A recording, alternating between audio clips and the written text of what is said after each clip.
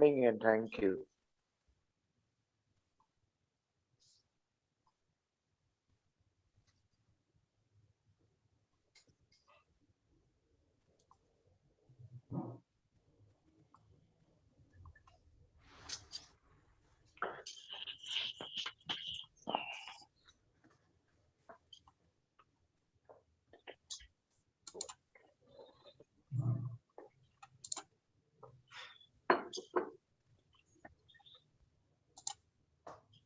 Okay, so I think we can start now. We are live on YouTube. So good morning, friends. Welcome back to Saturday Club meeting. And this time we have a very eminent speaker, Dr. Hemant Antani. He had already been to Saturday Club a few months back. So we have invited him again to talk about the future healthcare. To introduce Dr. Antani briefly, he is a consultant physician from Anand, and he is a Baroda Medical College alum, and he happens to be my classmate also and my dear friend too.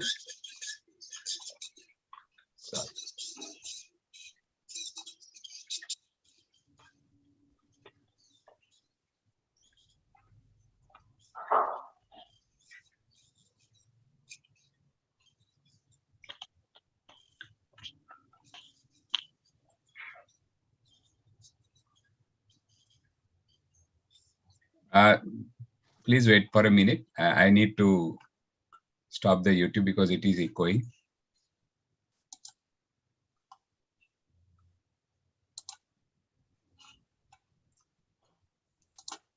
Okay. So as I was saying, we have listened to Dr. Antani earlier also.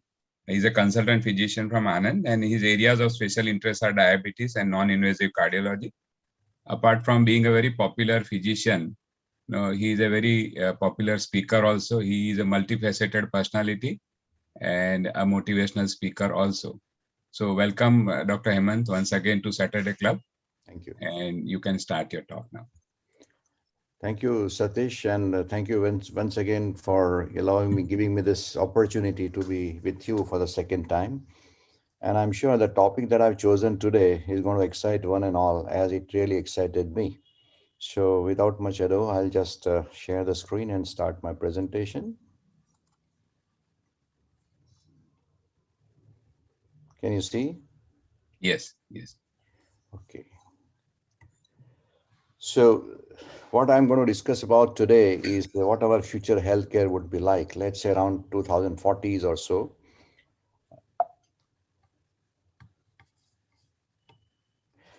So this is my disclaimer, and I really want to use this, that I have utilized images from the net, the different relevant sites as per the topic.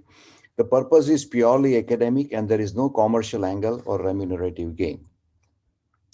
Now let's see very quickly what is the healthcare today that we are in. You know, all of us would definitely agree that it is more of a sick care system. You know, once the patient becomes a patient, and then we really try to do a lot of things for them. And then there are lots of errors which are happening. You know, some are inevitable, some are, you know, something which is possible. And then if you look at our medicine today, you know, is prevention or prediction is hardly there. It's totally lacking. And, you know, as far as the involvement of the patient is concerned, of course, it is definitely getting better over the years, but still, you know, there is still not patients much say in the management of the patient. And the cost is also an issue because based care is not amenable to all. So there are lots of things which are there in healthcare, but these are the four things which I thought I should draw the attention to. Now, I'll not go too much into the details because there are even more senior people than me who have been practicing for so many years. And we know there are errors in medicine, either it could be medication or diagnosis issues and so on and so forth, as you can see on the right side.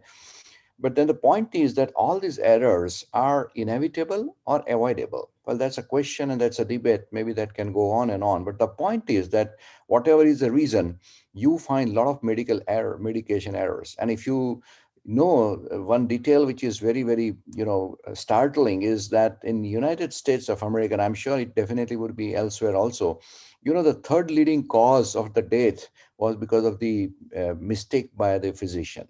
So this is something which is glaring. And maybe it's not that the doctors are bad, but sometimes the system that we are using, maybe we are not so good at it, or maybe the system is still lacking in its precision. So let's see. Let me just take you to a scenario. Hi, Bob. I'm George, your virtual medical assistant. Well, I've noticed that your blood pressure and heart rate are remaining on a higher side for last 2 weeks. Please send me the retinal scan from your smartphone app. George, thanks, Bob. Sending it right away. Bob, thanks. Saw the scan. Your genome suggests that you are at a very high risk of having CAD. Have you experienced any chest pain of late? Well, not really, but I had an uneasiness couple of times. Well, I got you.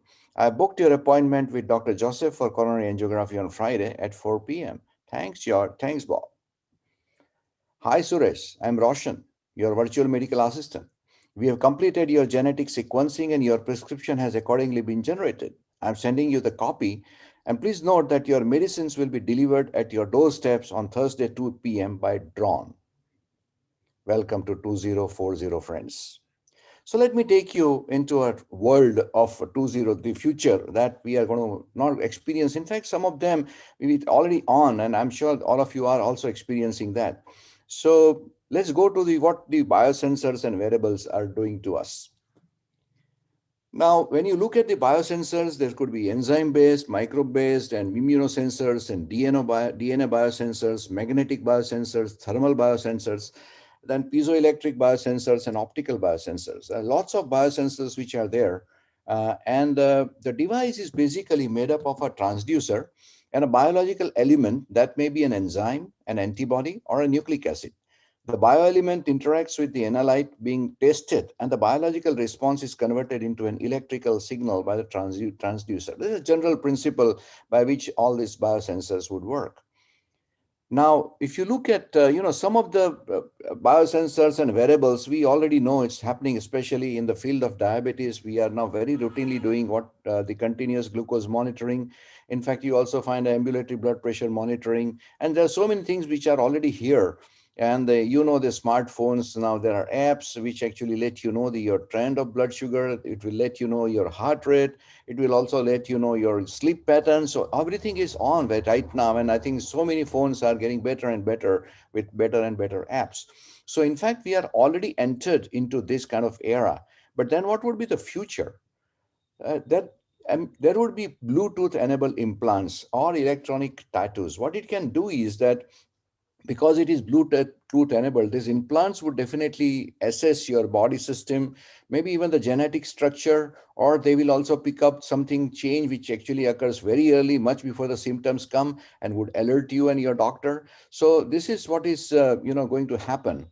And there could be the bathrooms would be hyper connected. There would be sensors which are embedded in mirrors, which would really continuously monitor your all the vitals, and will let you know if there is any change in that. Or if you go one step further, then you will find that your genetic sequencing or genetic disturbance or any viral infection attack on you or any other unusual symptoms, unusual pattern which is found is relayed, and accordingly it is interpreted. And that's the same thing can happen with the tech-enabled toilet or whether the toothbrush, which has sensor. So don't get surprised in 2040, people would use more time in the bathroom because that's where their health is going to be decided.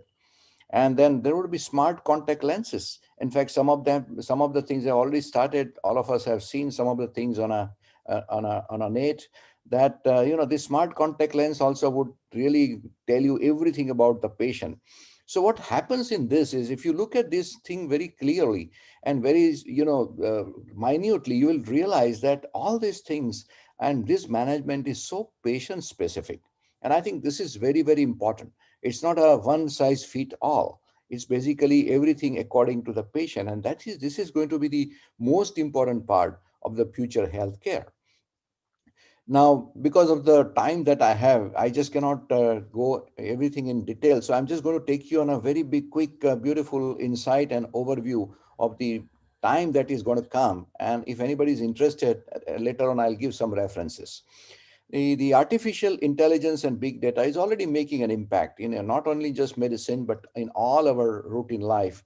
If you are if you are gone to Amazon, or if you've gone to Flipkart, and then if you are tried to do certain even search for some of the things, for example, some kind of a shoes that you want. And you must have noticed that when you go to the Google for any other, inquiry, suddenly all those things will pop up because they have seen your characteristic that you are interested in. So that is artificial intelligence. And big data is also coming big way because of, all the controversies. But then lot of data, when they are collected, by analyzing them, you actually can come up with lots of things, and that is going to be the future. So what exactly is artificial intelligence is not one technology, but rather a collection of them. And the most common application of traditional machine learning is precision medicine. All of us know that it is a machine learning or deep learning, which is a part of the artificial intelligence. But the precision medicine, which I was really referring to earlier, is predicting. This is very important to understand that machine learning is a prediction medicine, predicting what treatment protocols are likely to succeed on a patient based on a various patient attributes and the treatment context. This is a huge thing which is going to happen, and this is going to improve the medical care to a great extent. And deep learning is increasingly being used to Redomix because or the detection of clinically relevant features in imaging data beyond what can be perceived by human eye.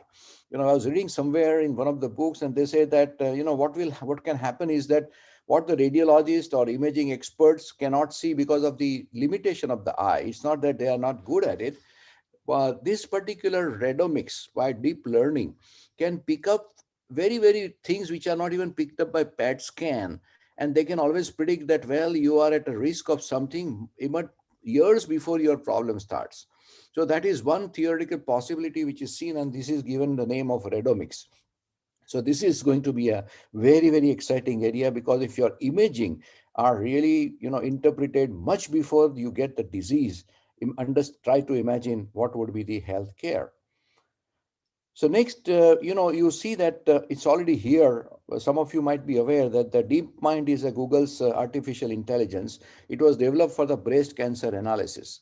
What they did was, a lot of data are fed in, and accordingly the analysis is done, and they come out with the answers.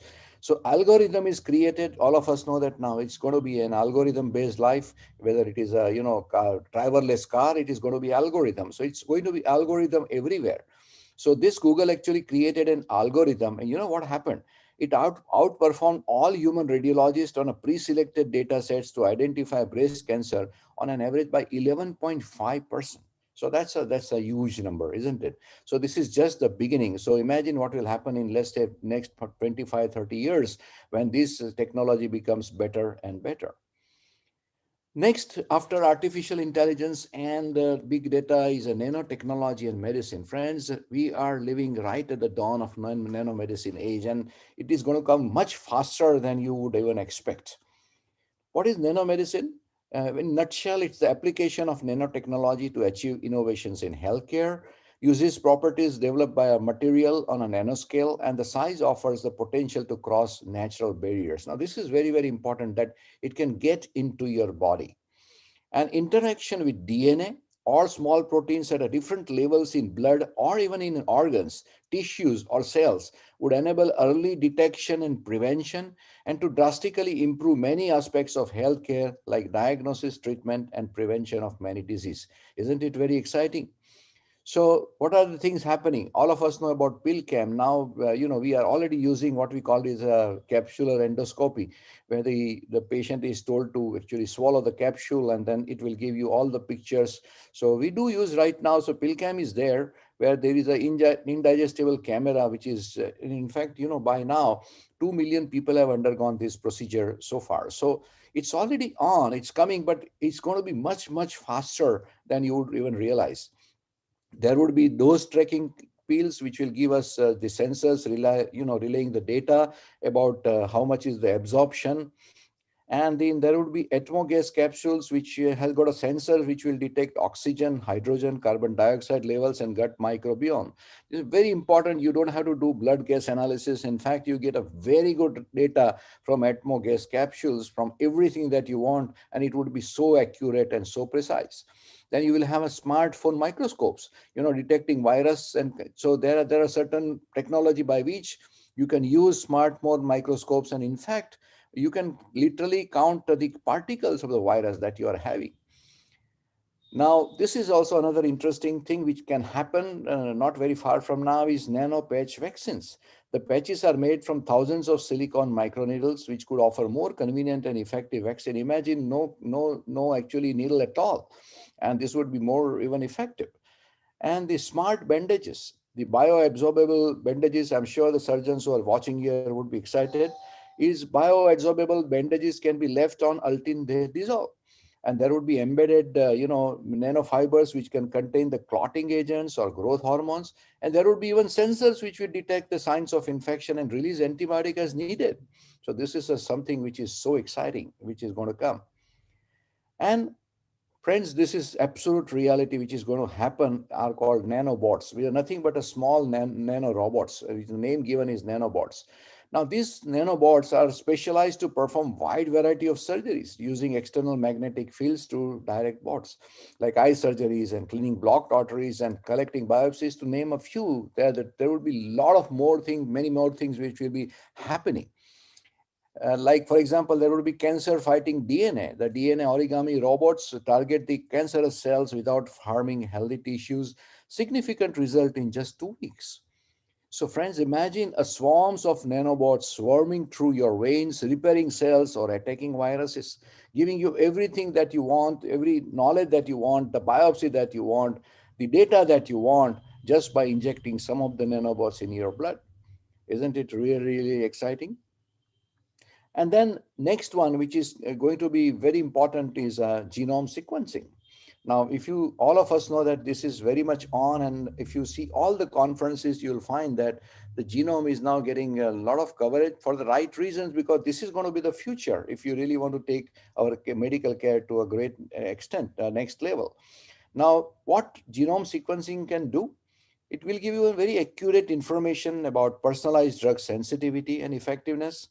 It will predict the risk of disease in an individual.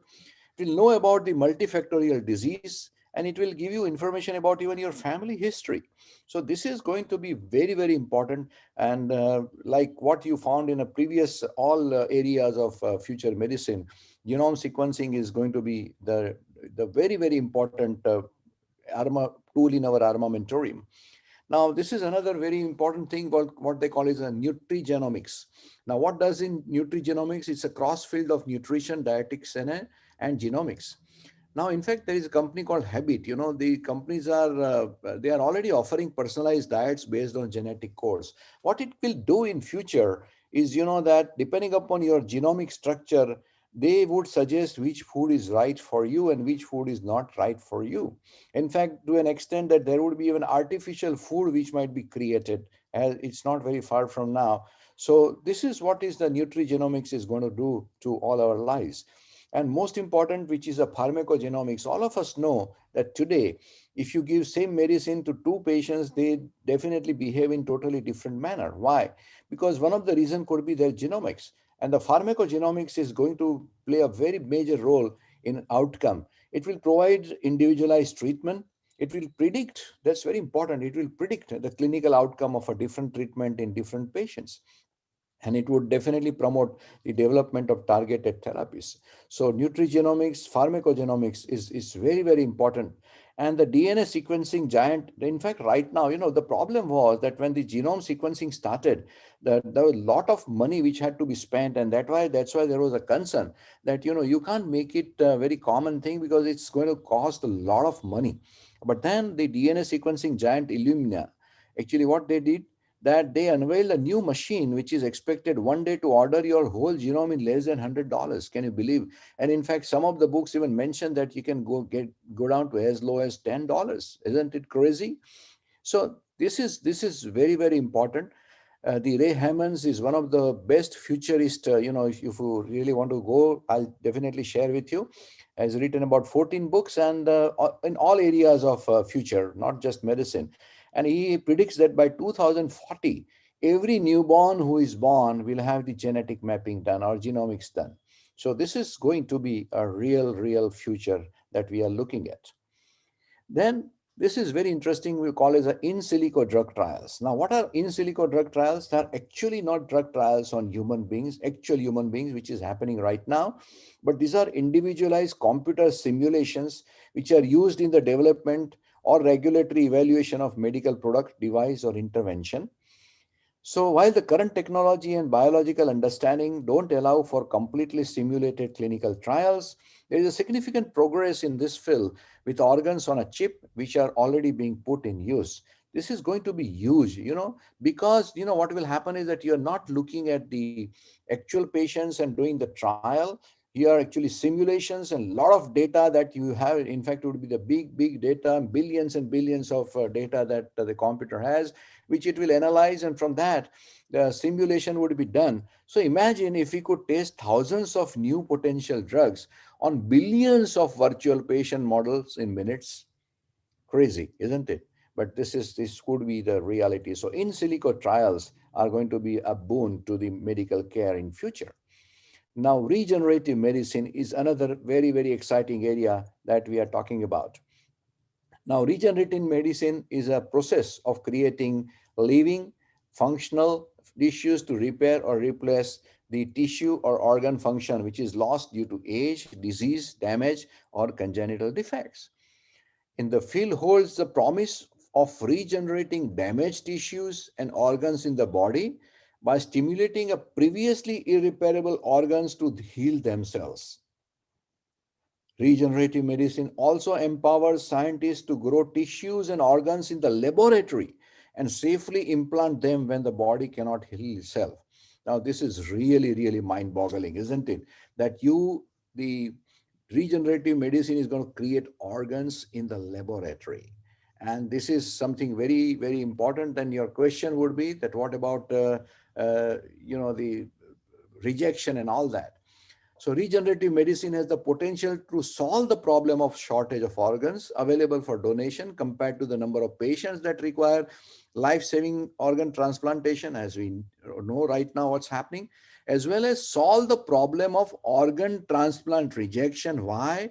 Because since the organ cells will match that of the patient, as I said earlier, that the entire future medicine is going to be totally patient specific and not one size fits all. So this is going to be very important. And imagine the all the organs are available the way you want them, only for the patient, which is according to the patient's need and according to patient's genome. Then imagine what is going to happen. So advances in future medical technology will not just repair physical. Now it's going one step ahead. What is saying that advances in future medical technology will not just repair physical disadvantages such as impaired eyesight, but will also create a superhuman powers from having an eyesight of an eagle or possessing the hearing of a bat. This will have its own problems. I'm sure so many people would be having those questions in mind, but I don't think that we'll be able to prevent this coming. Robots. Many of you are already aware that robots have already made its entry in operation theaters. And it was first 1985, imagine long back, 1985, a robotic arm called Puma. It assisted with the surgery for the first time. And now all of us know that robots are being used even in India. At so many centers, it is being used for heart surgeries, laparoscopic surgeries, and prostate surgeries. And the robots are also not just used for surgeries, but they're also used for aged. For example, a robot called Miro.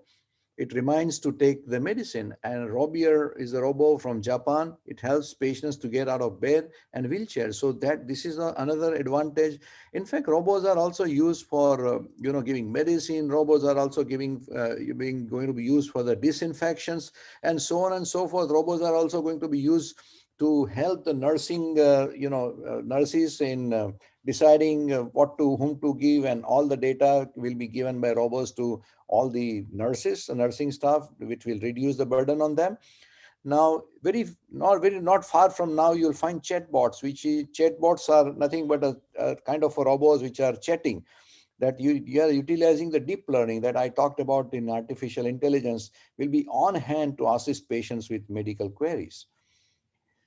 And Many of you might have read about this, that right now the most advanced robotic system is a Da Vinci surgical robotic system. The Da Vinci surgical system is a multi-armed wonderbot which is being used to reduce the surgical errors and make surgery less invasive for the thousands of patients. The Da Vinci surgical system gives surgeons more precise control for a range of procedures. I know this is going to really hurt surgeons' ego to some extent, because who knows, in future the robots would be so dominating that surgeon might feel a bit weaker. By 2040, it may be common for surgeries to be carried out by machines under human supervision. With improvements in the speed of network communication, this may eventually mean that a surgeon could perform surgery on a patient thousands of miles away. Virtual reality and augmented reality. This is also going to come very fast. The virtual reality is being used to train future surgeons and for the actual surgeons to practice operations. In fact, it would be virtually created for them. And it would be not three-dimensional, even more than three-dimensional. And such software programs are developed and provided by companies like OssoVR and Immersive Touch and are in active use with promising results. A recent Harvard Business Review study showed that virtual reality trained surgeons had a 230% boost in their overall performance compared to their traditionally trained counterparts, faster and more accurate. Augmented reality differs from virtual reality in two aspects. Number one, users do not lose touch with reality. And number two, it puts information into eyesight as fast it can. So that is what is going to happen. 3D printing, many of you must be knowing, it's already here, but it will have much more, application in the future. Doctors can print biotissues, artificial limbs, peels, blood vessels, and much more. And doctors will be able to practice surgical intervention in advance and models printed through 3D printing. Precise sizing of medical devices is going to be the biggest advantage. The skin grafts of burn victims would be exactly what the patient needs. And the accuracy of prosthesis would be totally patient specific. And that is going to be very important, and better understanding by patients, because that's very important that, by this, you'll be able to make the patient understand much better what kind of prosthesis they are going to receive and what exactly it look like and how it is going to function. The medical tricorder is also another possibility. Another things are happening already. There are some few medical tricorders like, the Check Me Pro, which is a palm-sized gadget which can measure ECG, heart rate, oxygen saturation, temperature, blood pressure, and more, which is right in the hands of the physician. The Medband, it's actually in addition to measuring all the things as above, it will also will have a camera for the telemedical purpose. So, the doctor has everything in hand and actually pass on to or chat with the patient with the data that patient doctor has. BioSticker can measure a wide range of parameters like respiratory rate, heart rate, skin temperature, body position, activity levels, sleep status, gait, and much more. So these are all the tricorders, but then still, this is still not future. The future tricorders would be high power microscopes with smartphones. For example, analyzing swab samples and photos of skin lesion. Sensors could pick up the abnormalities in DNA or detect antibodies and specific proteins.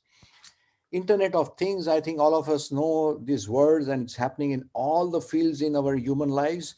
The medical facilities are now brimming with gizmos and teeming with data, but the Internet of Things is getting all these separate elements to talk to each other. So this is going to be important because somebody has to really corroborate with every data that you have. AutoBed, for example, is a software for the bed occupancy. It will decide how much is the vacancy and so on and so forth. And I think MRI imaging would also be another kind of tricorder. What it will do is it will give a performing alerts to the doctors that, for example, if they're going somewhere wrong or they are just missing something, then you will find that the alert will come.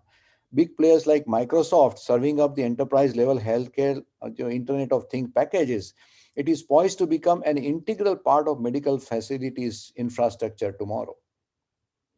A lab on a chip, it's like bringing a lab to the sample. About half the size of a credit card, it contains a complex network of channels smaller than the width of a human hair and can deliver results quickly. It is going to be quick, safe, cheap, and efficient. Not very far from now, mind you. And I've just taken you in a nutshell. There's many things like artificial womb and many things will happen. With the time that I have, let me just tell you that what are the 5 things which are going to happen. I've already discussed all of them, but if I have to put them in a words of Ray Hammonds. So you will have the personalized medicine, which is based on a personal DNA analysis and electronic health data collected from individual patient. So this is most important, that it is going to be personalized, with the all the things that we discussed, from artificial intelligence, the big data, genome sequencing. It is all ultimately going to make the medicine very personalized, and at the same time very precise, and at the same time very predictive, and at the same time very effective. So this is going to be the future.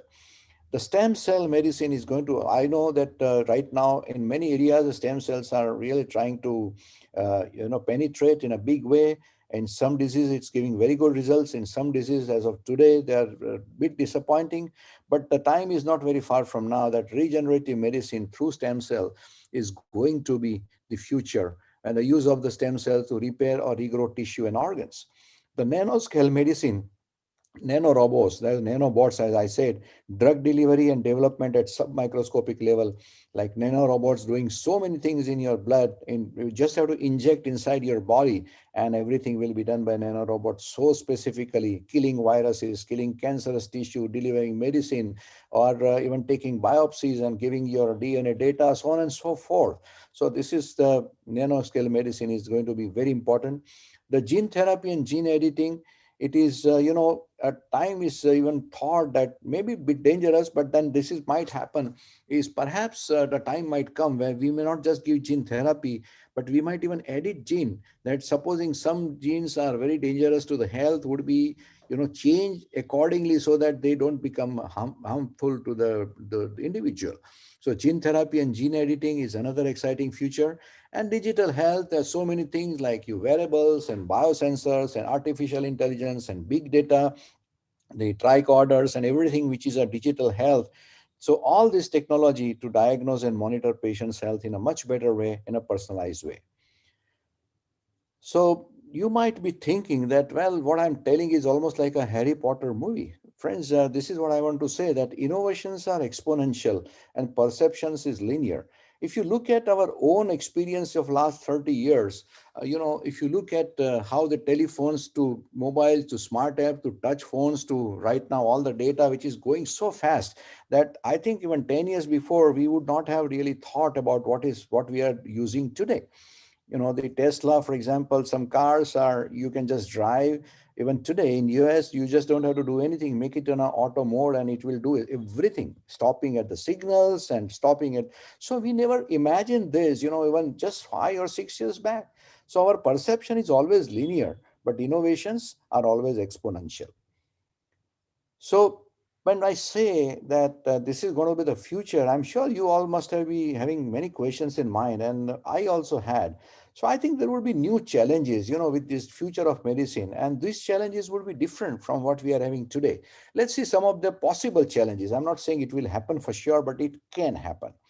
Is a hacking of medical device, because at the end of the day, the human nature is not going to change. Whatever new future medicine technology you do, the people would always be there who always love doing negative things. So there would be hacking of medical devices, could be.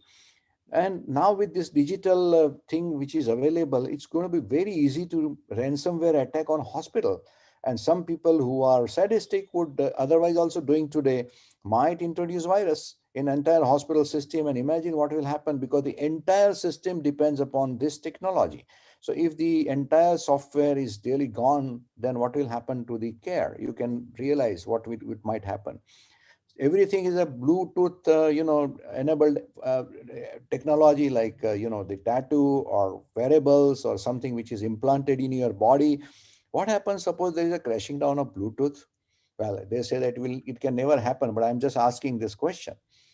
And now the most dangerous thing which I felt was that when the human organs are so easily done, if you read Homo Deus by Yuval Harari, I would suggest that you should read that book, because it's about future.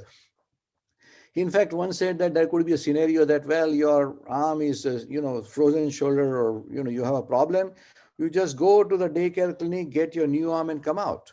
If it is going to be so easy when the organs are going to be made in the laboratory, as we already saw, then there could be black marketing, because that is something which we have to understand. And when you have a digital health technology, bioterrorism is so simple to do. So that is another area of concern. And privacy, hardly there would be any privacy. Even today we are talking about the privacy problems, but then privacy breach would be there. So these are going to be, big challenges in future. But as it happens that we are having some different challenges than what we had about 20 years back. So the world lies like that. I'm sure people would find some solutions to that, but these are few definitely very, very possible challenges that we have to see. Now, when I say that, biosensors and virtual reality and augmented reality, nanomedicine, 3D printing, big data, artificial intelligence, robots, genome sequencing and biomedical engineering and so on, what will be the doctor's role? Is doctor going to be pushed to the corner? Is doctor going to become an insignificant animal in the whole system? Friends, my answer is no. Because, ultimately it is at a VR, AR, biosensor, nanomedicine, everything is going to be interpreted and controlled by a doctor. So don't get disheartened that, well, our role, I still feel that only thing is we will have to improve in our way of recognizing the new technology. But at the end of the day, the physician is going to be the key, because the surgery cannot be done without physician, or anything else cannot be done without physicians. So data will be there, but the data's interpretation and putting it in a right way is going to be very important. At the same time, I think it's going to be very important what the government's policy would be, because there are so many future problems. A third thing would be the cost, because if such kind of technology, as Yuval Harari said in Homo Deus, it goes in a very powerful hands, then what will happen? That they are the people who will rule the world, and there would be so many people who will have no job and they'll be free. So this is something going to be very, very important, interesting, exciting, but at the same times, at times, worrisome too. So I think at the end of the day, whatever happens, physician rules the roost, because he will definitely be most important person still, because he will decide which one to do and what to do. So these are the three books I would suggest those who are interested. One is The Future of Medicine by Bertalan Mesco. The middle one is by The World in 2040, is a healthcare mobility travel.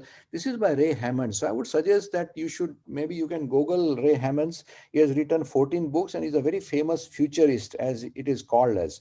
And these I have read. I would suggest that the Eric Topol has written a beautiful book called Deep Medicine, how artificial intelligence can make healthcare human again.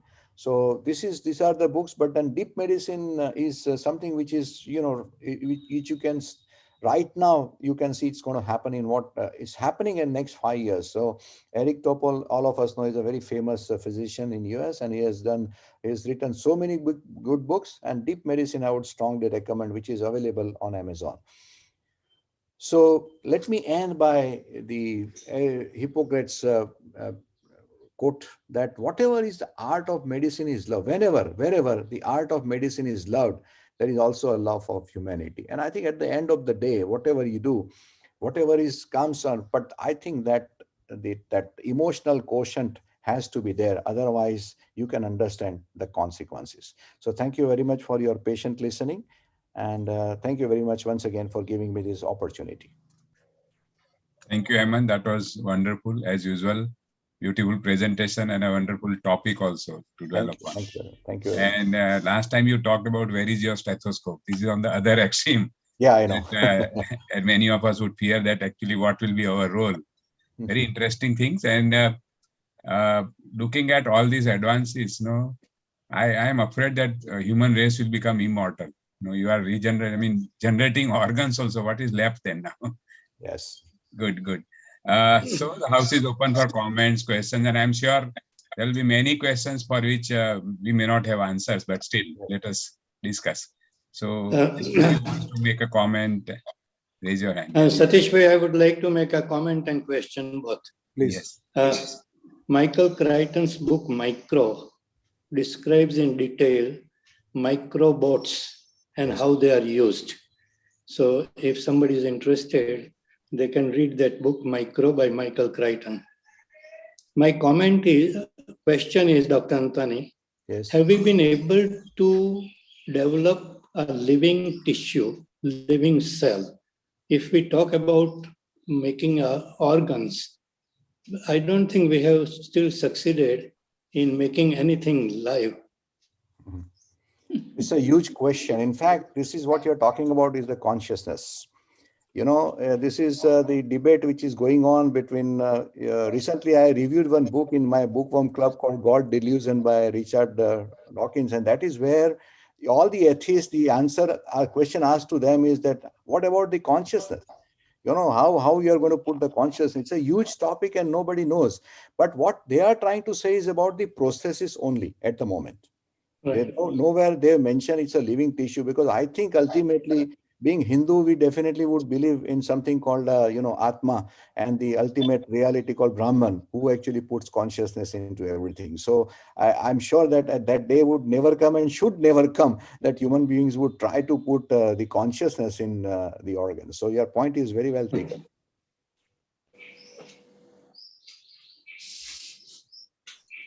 Yes, there is a raise hand from one in the audience. Ivy Venus iPhone. I don't know who is it. You may ask the question. Yeah. I'm Dr. Deepa Vaidya. Okay. Yes, Dr. Deepa, please go ahead. Hi, sir. Sir, I'm from Baroda. Can I see your face? My son is already there. Whatever you talk, he's doing his PhD in Harvard. Oh, wow. So I really, I wanted to actually both of you to meet. So if he comes to India, I'll bring him to Anand. I think this will be my privilege and pleasure to learn from him.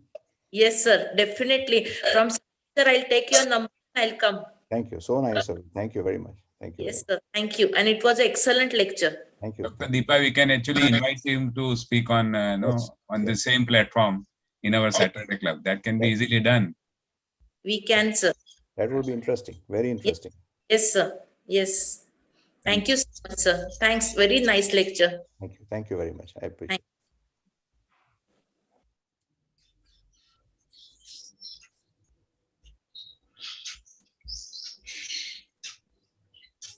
I think there are no people are awestruck and they don't have any questions. When there are no questions, Satish, there are two possibilities. Either they have understood everything or they have not understood anything. There is a third dimension, that is awestruck. They are just Sorry, simply there are so many taken senior aback people. that I what is all you are cannot talking. speak like this, but I'm just joking, lighter way. Yes. We are stunned. Good morning. Hemant Sant here. Yes. Oh, yeah, please. All this, whatever you have said, by my experience of my daughter, who is in her 12th year of neurobiology in Harvard. Wow. They are studying all this through the basic animals, like mollusk, neurobiology. We were taught that nerve cells never regenerate. Now my daughter and her professor, they are regenerating nerve cells. Wow. And all the bots, my PhD topic of my daughter at National Center Biology was mechanoreceptors from insect flight. Wow. So from smallest insect, they are relearning. So the nature is the greatest teacher and circle will be complete of evolution, going back to the basics. Good. Very interesting. It sounds really exciting. We got Harvard alumni here, Satish, gather them. No, this is very interesting. Well, thank you very much for this very interesting input. Thank you.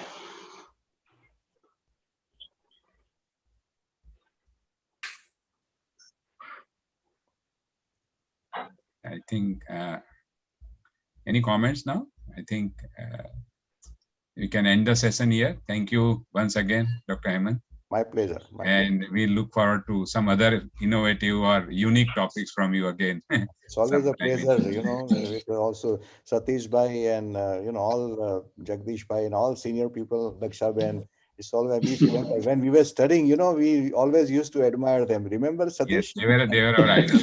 They are still our idols. Amin Saab, I think he's also used to come, right? He might be there. So it's very humbling to see them and talking in front of them. Thank you very much. Thank you all. So we meet again next Saturday, and I have put the topic and speaker for next meeting in our group. Dr. Sil Shah will be talking about imaging and image-guided biopsy of momentum.